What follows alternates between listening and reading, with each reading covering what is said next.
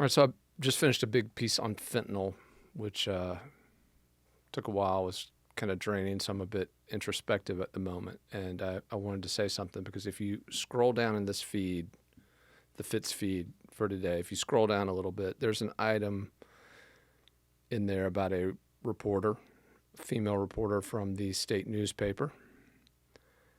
And I raised an issue related to this particular reporter who has been very difficult to work with in terms of being like a colleague, so to speak. This person's been incredibly difficult to work with, and doesn't reciprocate when we credit.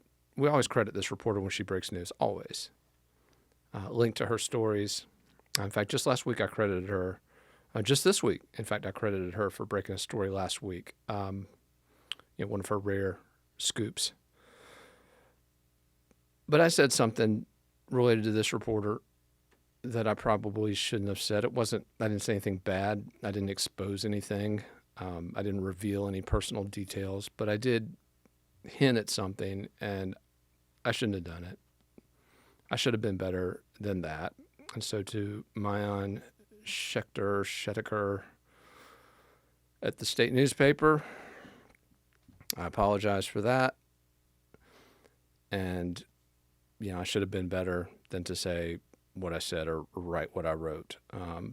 Again, what I wrote was an important potential conflict of interest involving a newspaper and a very powerful elected official in South Carolina, a conflict of interest that, frankly, I believe the public should be aware of and should factor into their thinking when they read her coverage.